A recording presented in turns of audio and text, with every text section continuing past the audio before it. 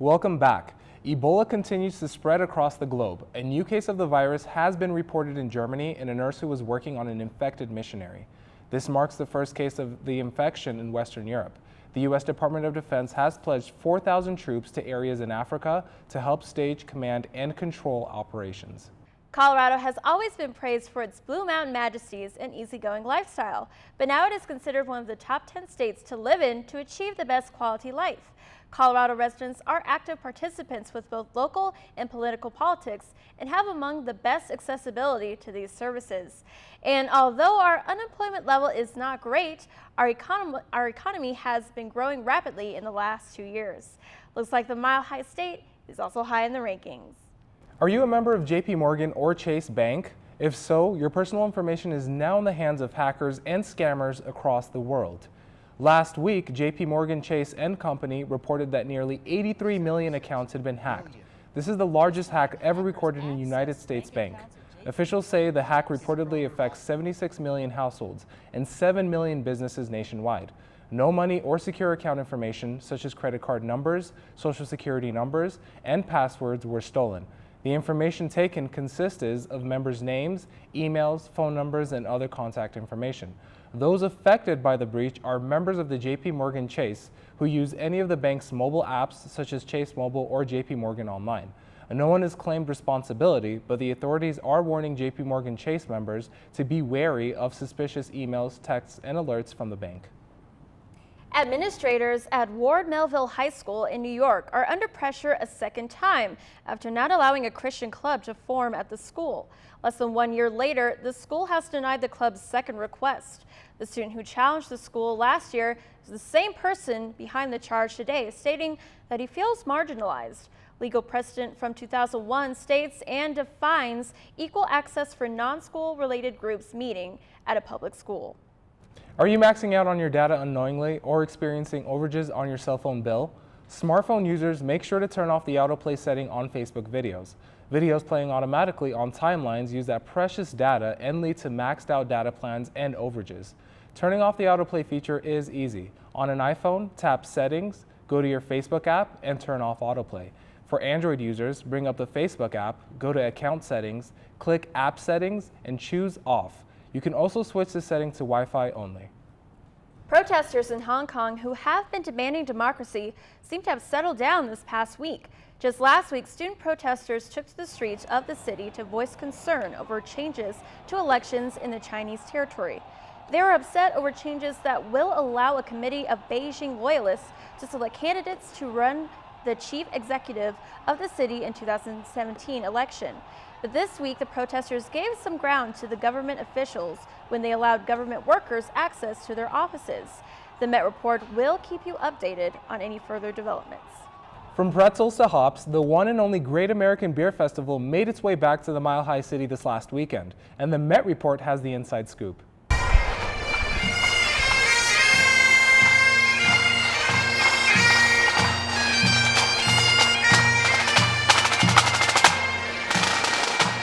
Welcome to the Great American Beer Festival, where over 800 breweries from around the country all join forces under one roof for the most amazing weekend for any beer connoisseur anywhere. The Great American Beer Fest began back in 1982 in Boulder, Colorado, with just 22 breweries, 40 beers, and 800 attendees. Since then, it has ballooned to 800 breweries and over 49,000 in attendance. It's just gotten bigger and more crazy, more crowded. breweries. The first few years I was here, you could get tickets on Thursday night, the day of pretty much, but now it sells out in 15, 20 minutes. Find anything from weird to great, including chocolate lobster stouts and jalapeno cream ales. If you can think of the combination, you can find it here. The only limit is your imagination. It's a monster that can't be contained, which is a good thing, I think. I think there's an infinite amount of beer recipes out there that people have yet to discover. And I think that the more people that are dipping their hands into the beer pot, the better. We got beers from California, New York, Maine, Texas, you name it, it is here. All the beers you could ever ask for in the great United States. However, there's only one state that matters, and that's Colorado. Left Hand Brewery took home 3 awards for Best IPA, Milk Stout, and Porter. But with so many breweries, what makes Colorado the best place to brew beer? A lot of it is the water that we get here, the water treatment that we get here, and a lot of it honestly is just depends on the lax laws. It does vary from state to state, from region to region, and it is harder for some breweries to get off the ground depending on where you are located in the United States of America. Altogether, Colorado breweries took home 38 awards from the festival, proving once again that Colorado is the best place to open up a brewery. For the Met Report, I'm Stephen Call. And I'm Michael Ronnebaum. Looking to have a little fun with the family?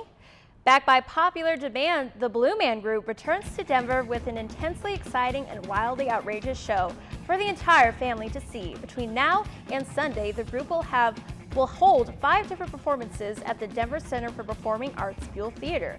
In this spellbinding show, 3 eccentric bald and blue characters take the audience through a multi-sensory experience that combines theater, percussive music, art, science, and vaudeville in a show that is sure to leave you in awe. Tickets start at $25 and can be purchased at www.denvercenter.org. The Mile High Horror Film Festival is here, and the Met Report got an exclusive look with the Alamo Drafthouse. The Mile High Horror Film Festival is back, and the Alamo Drafthouse in Littleton is showcasing some spooky classics. We talked to Sandy Gonzalez for more info. It starts tonight with our opening night with Michael Berryman being here. We're going to be showing The Hills Have Eyes, the 1977 version. And then after that, we're doing the first time ever our Mile High Monster Party. With classics such as The Hills Have Eyes, the original Texas Chainsaw Massacre, Hands of Orlac, and The Blair Witch Project. Be prepared to jump off your seat. We've more than doubled our membership. Screen Pass, which are people who buy a Screen Pass, gets you into the festival to see all the, I think 17 films, something like that. Our members have increased, and our membership is for people who want to support us. And so all year we offer them different activities like premieres of films they could see before they come out to the general public, and we do social activities for them. So yeah, we went from like a handful last year to over 50 this year. Oh gosh, it's going to involve samples of the food that we're going to be serving throughout the festival. We're going to have karaoke. We're having a band play, and we're also going to be having a photo booth where people can take their pictures and stuff. Just a lot of mingling and just kind of getting our fans together to celebrate our 5th anniversary and get ready for the whole weekend. For the Met Report, I'm Melanie Townsend. Be sure to catch some creepy movies before Sunday, because on October 12th, this festival is done. Okay, well, I'm going to have to make sure I do that, because the Alamo Drafthouse is a really cool place. I mean, they serve like actual food, not just popcorn, and I love these like classic scary movies that they're going to show. I think Yeah, they have what is it, like the original Texas Chainsaw Massacre, right. Hills Have Eyes, some really good classic horror films. And like the Blair Witch Project. Ooh, yeah. I heard that the director is supposed to be there this weekend too, so should be nice. Yeah. I'm going to go check it out. Well, now joining us for our political segment is Zaira Cortez. Thank you, Melanie. Well, election season is just around the corner, and with one ballot measure, Colorado is at the forefront of a fierce food fight, whether or not to label foods with genetically modified organisms or GMOs, so that consumers can see if the food they buy is a product of genetic engineering. Voters will be asked to vote on whether food that has been genetically modified or treated with genetically modified material should be labeled. If the measure passes, by 2016, foods that made with GMOs that are sold in retail outlets must be labeled with the phrase produced with genetic engineering. More than 90% of Americans believe the federal government should require GMO labels, according to an ABC News poll. Supporters of the Colorado measure, including natural grocers and eco-justice ministries, say mandatory labeling would create transparency for consumers. But opponents, including the Colorado Farm Bureau, say the measure would cost Colorado taxpayers millions of dollars. As the debate plays out in Colorado, it will be interesting to see how candidates will use or won't use this issue to further their campaigns. Speaking of candidates, on September 23rd, Republican U.S. Representative Mike Coffman and Democratic challenger Andrew Romanoff debated a wide array of topics in the Denver Post 6th Congressional District debate. Coffman and Romanoff took Tuesday night to spar on climate change, immigration, campaign finances, ISIS, and a range of other issues. Coffman is a former veteran who was first elected in 2008 to represent Colorado's 6th Congressional District after Representative Thompson Credo did not wish to continue. Romanoff is a former government professor and served served as Colorado House Speaker. The debate, which you can see on thedenverpost.com, shows big differences between the two candidates, and it highlights the clash between the two candidates on style and substance in regards to every issue. At least 4 more debates are scheduled in the 6th District before the election, which is one of the most competitive in the nation. And now to the biggest news of the week. The Supreme Court has cleared the way for gay marriage expansion. Justices made history on Monday for an immediate expansion of same-sex marriage by turning away appeals from 10 states seeking to prohibit gay and lesbian unions. This news brought to an end delays regarding same-sex marriage in Colorado and as many as 30 other states that same day. Colorado Attorney General John Suthers said all 64 county clerks must begin issuing same-sex marriage licenses. Clerks in Boulder and Denver said they are awaiting final clearance before they begin issuing marriage license to gay couples, but once the legal formalities are finalized, same-sex marriage will be legal in Colorado. The court's order effectively makes gay marriage legal now in most of the country.